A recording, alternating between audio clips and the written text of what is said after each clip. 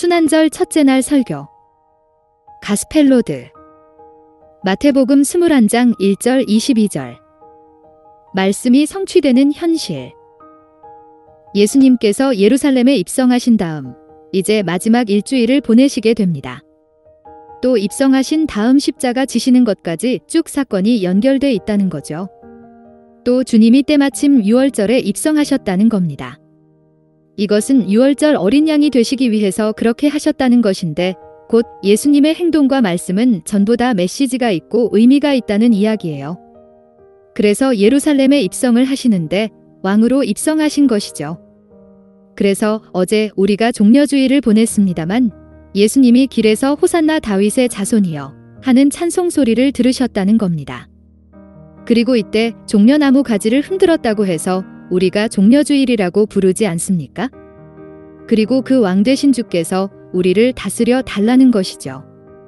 그리고 주님께서 다스리는 그곳이 바로 천국이라는 말씀입니다. 그렇다면 그 주님께서는 어떤 사람을 쓰시나요?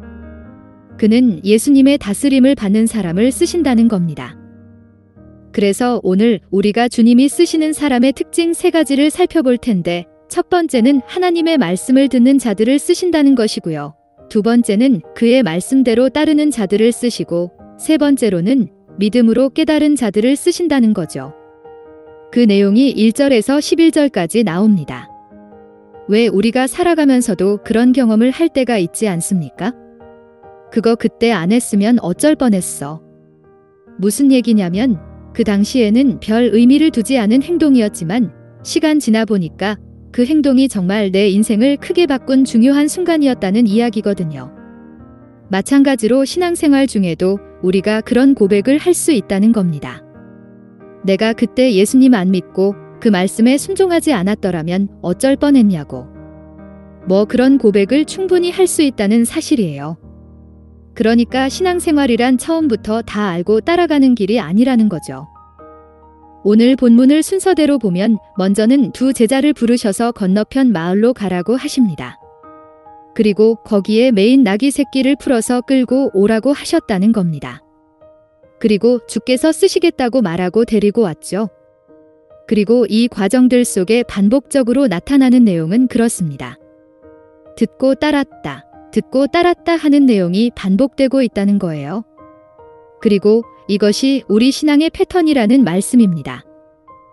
물론 그 과정은 다소 어색하고 엉뚱하게 보이지만 제자들은 예수님의 말씀을 따라 그대로 순종했다는 겁니다.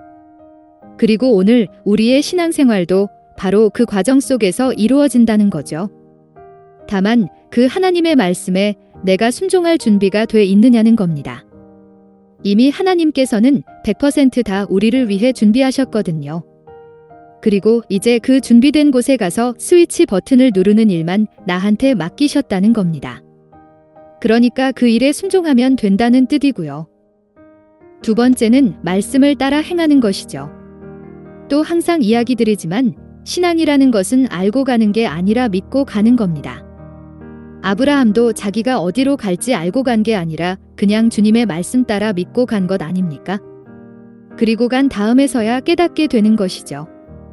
이것이 바로 아브라함 때부터 시작해서 예수님까지 이어져 오는 모든 믿음의 패턴이라는 사실입니다. 그래서 나귀 하나 데리고 오는 것을 통해서도 우리로 하여금 깨닫게 하신다는 거예요. 그래서 듣고 따르는 것이 신앙생활이라는 말씀이고요. 또 세 번째는 의미를 아는 것이 중요하다는 이야기입니다. 다시 말해 하나님의 말씀을 듣고 따르고 심지어 기적을 행하는 것도 시간 지나면 그 내용과 의미를 다 잊어버리게 되거든요.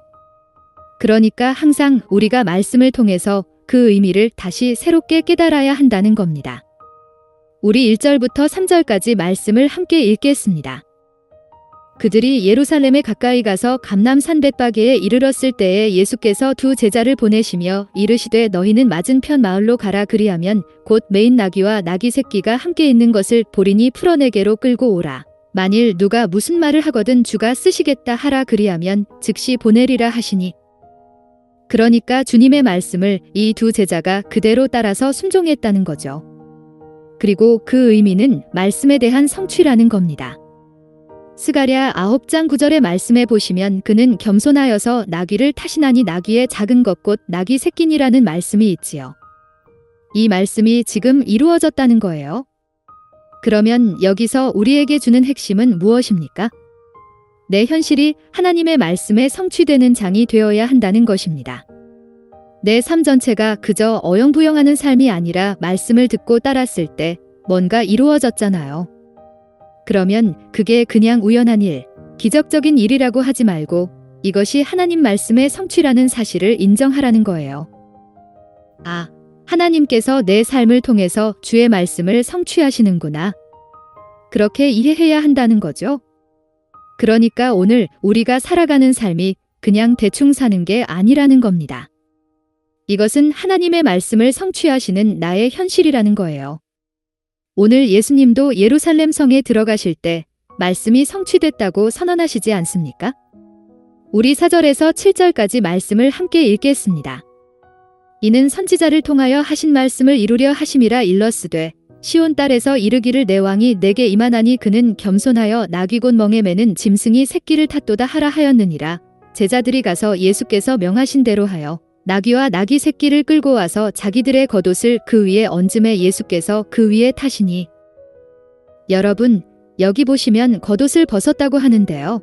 이스라엘 백성에게 있어서 겉옷은 그들의 전재산이나 마찬가지입니다. 이 겉옷이라는 게 밤에 잘 때는 이불이고 또 심지어 그 사람의 재산이 저당 잡힐 때도 겉옷만을 돌려주라고 했거든요. 무슨 말이냐면 그 겉옷이 생존의 필수품이라는 거죠. 그런데 예수님께서 가실 때 그들이 겉옷을 내려놓았다는 건 무엇을 의미하는 겁니까? 나의 전부를 드렸다는 거예요. 이것이 바로 헌신이라는 겁니다. 또 그 다음에 나오는 이야기는 예증인데 열매 맺지 못하는 무화과 나무의 이야기를 합니다.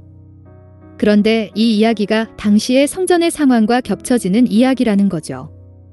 마치 성전의 모습이 열매 맺지 못하는 무화과 나무와 똑같다는 거예요. 그렇다면 성전의 온전한 기능을 상실했다는 이야기 아니겠습니까? 만약 그런 식으로 간다면 존재의 의미가 없다는 거죠. 그러므로 하나님께서 다스리는 역사가 다시 회복되어야 한다는 이야기입니다. 그러면 성전의 기능 중에서 중요한 게 뭡니까? 일단은 내 집은 만민이 기도하는 집이라고 하셨잖아요. 그러니까 기도가 회복되어야죠. 또 찬송이 회복돼야 하고, 그리고 본래라면 여러분, 병자들은 성전에 못 들어옵니다. 그런데 예수님께서는 어떻게 하셨나요? 그걸 다 깨시고 성전에서 맹인을 고치셨고 저는 자를 고치셨다는 거예요. 다시 말해 성전은 하나님께서 다스리시는데 그 하나님께서 다스리시는 곳에서 일어나야 할 일은 뭐냐? 그것은 거기서 기도가 살아나야 되고 치유의 기능이 살아나야 되며 또 동시에 찬송이 다시 살아나야 한다는 겁니다. 그렇지 않으면 열매 맺지 못하는 무화과 나무같이 버림을 받게 된다는 거예요. 그러므로 오늘 우리가 해야 될 일이 뭐겠습니까? 날마다 이 교회를 기도로 가득 채우고 만민이 기도하는 집으로 만들어야 한다는 겁니다. 또 치유와 찬송이 그치지 않아야 되는데 이 모든 일들의 바탕은 무엇입니까? 그게 바로 믿음이라는 겁니다. 그래서 믿음이 있으면 산도 옮긴다고 말씀하시지 않습니까? 그런데 그런 기능을 하지 못한다면 존재의 이유가 없다는 거죠. 그리고 오늘 이 시대는 이제 성전 시대가 아니라 교회 시대거든요. 그러면 교회 시대란 무엇입니까? 교회는 믿는 자들의 모임이라는 겁니다. 곧 믿는 성도들이 함께 모여서 천국을 이루게 되는 것이죠. 그리고 그런 새로운 비전을 제시하는 이야기가 12절에서 17절까지의 내용입니다. 이 내용은 사실 예수님께서 이사야 56장 7절의 말씀을 인용하고 있는 것인데 제가 읽어드리겠습니다.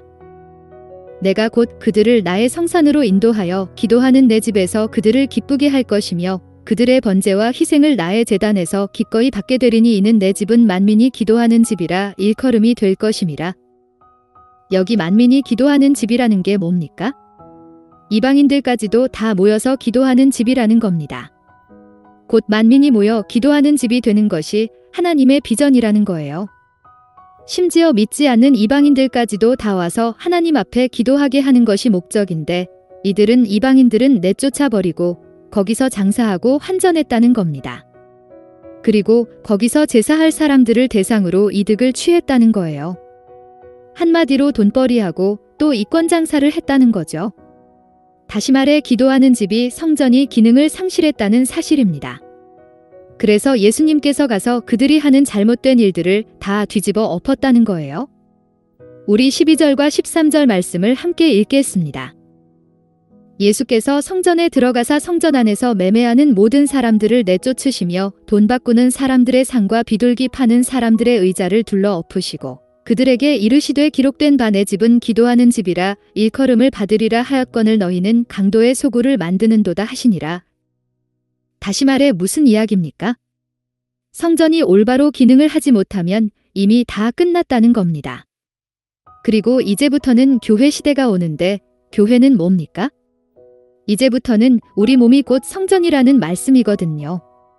그리고 그 성전된 우리 몸을 주께서 다스리신다는 겁니다.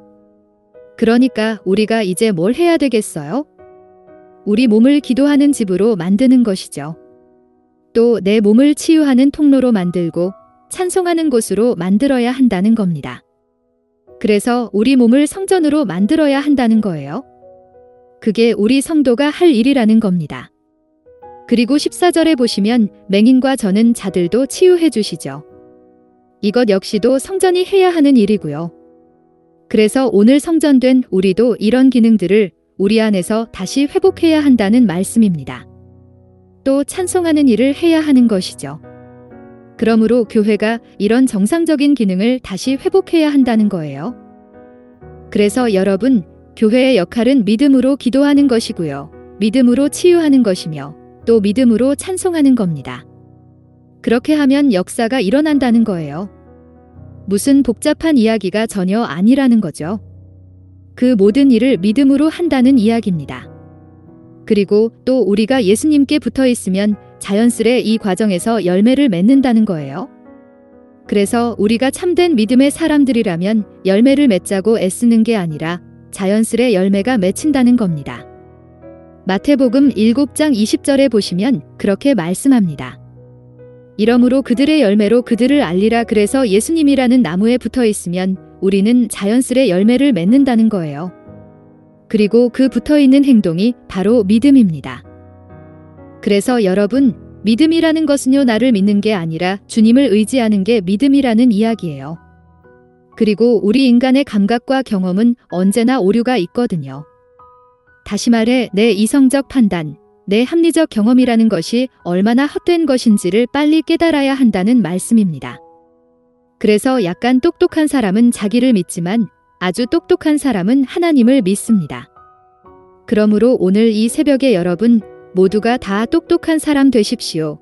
주님, 오늘도 믿음으로 살아가기를 원합니다. 하나님의 말씀의 성취가 우리 가운데 있사오니 오직 말씀을 듣고 따르고 순종하게 하시고 우리 성전된 몸을 통해 기도하고 치유하고 찬송하는 일을 하게 하시며 무엇보다 온전한 말씀의 역사가 우리의 현실 속에 성취되게 하옵소서.